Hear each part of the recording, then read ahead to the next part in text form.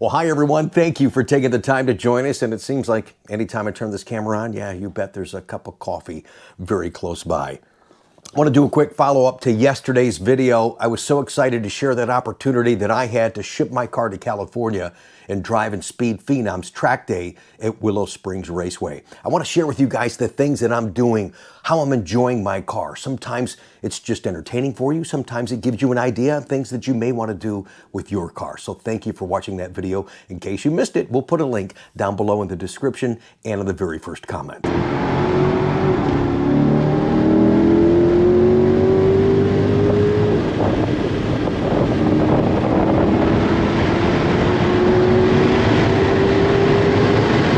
But today I want to address some of the questions that came up in yesterday's video. Really good questions, and probably should just give you the full circumference of that day, what I was doing, how the car set up, expenses and things of that nature. Do that in just a second. And then we've got, what do they call that on YouTube? Like the unboxing. We're going to unbox this limited edition ZR1 diecast.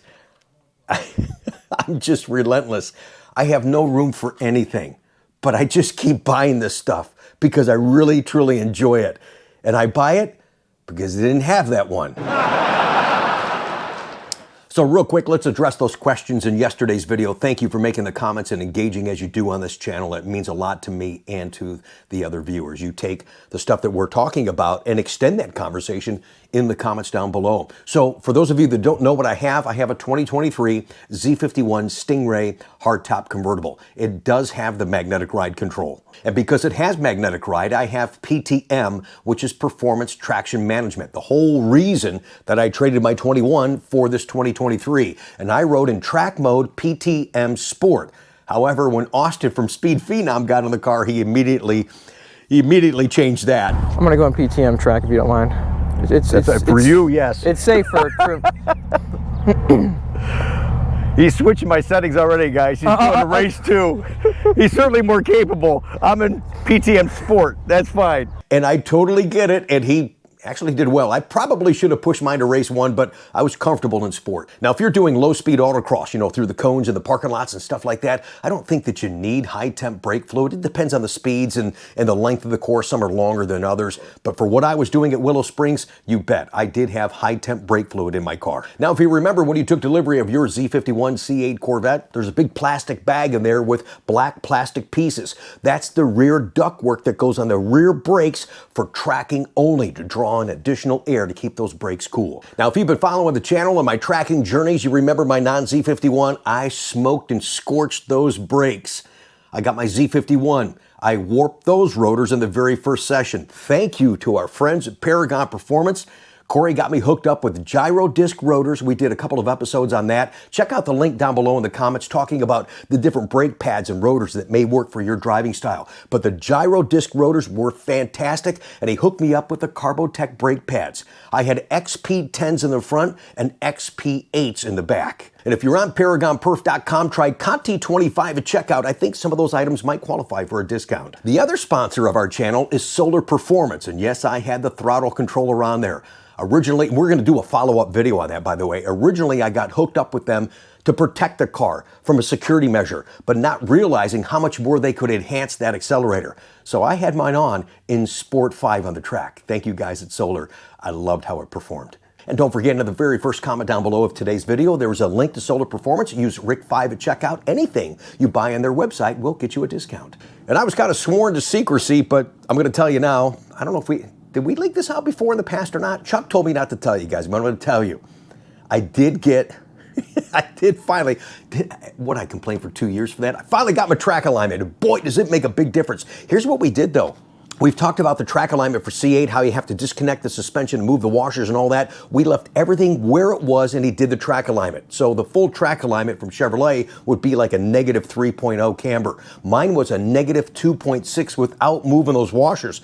So we darn near got the full track alignment without having to dismantle all that stuff, and it did perform great. I noticed it in the turns, wherever I was, off camber or not, I wasn't fighting the car, and that made all the difference in the world for me at Willow Springs. I loved it. So thank you, Chuck, even though I know You didn't want me to say anything, and it's a time monster to do it is one of the reasons. He didn't want to have a bunch of people coming in here. I mean, it takes up most of your day to do I think he was on mine for like 4 hours, so it does take some time, but man, oh man, I'm glad I finally got it.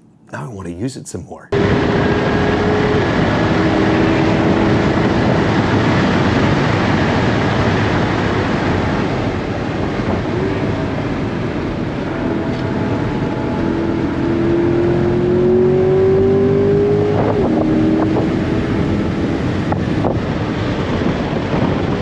And some of the questions yesterday in the video showing the highlights from Speed Phenom's track day at Willow Springs, you guys were asking about costs. Good questions. And every event varies just a little bit. That event, I think, was like $245 for the entry. But on a high-speed session, you want to get track insurance. Mine cost me around $700 for the day. One more thing I want to address that came up in the comments again yesterday. I don't know where this rumor started. It was kind of bizarre and weird.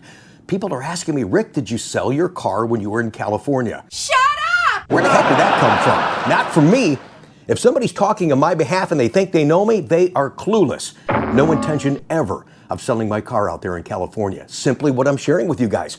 Using my car, having fun, sharing my experiences, giving you guys ideas. That's what I want to do. My plans right now, and we've talked about this before, is right now, as it stands right now, yes, I would love the blue Z06 that's coming in, but my plans really are for other reasons, and we'll talk more about that in future videos, is to get the Grand Sport whenever that may be, hopefully this time next year as a 2027. We'll see. Some people think this X thing that's coming tomorrow from Chevrolet would be the Grand Sport. They're dissecting the X, and doesn't it look like there's a hash mark? I mean, you guys are looking really hard at this thing.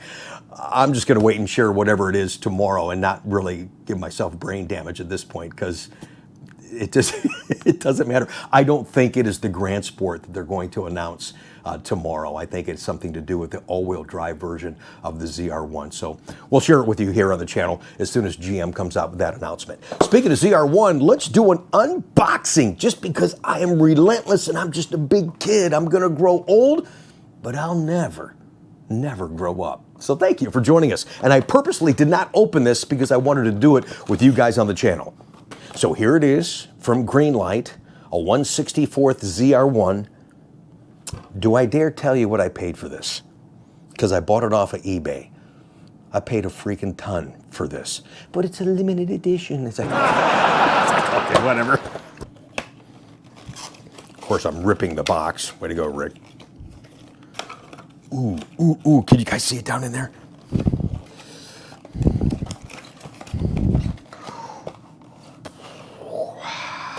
Look at, oh, look at that. Oh my God, look at that thing.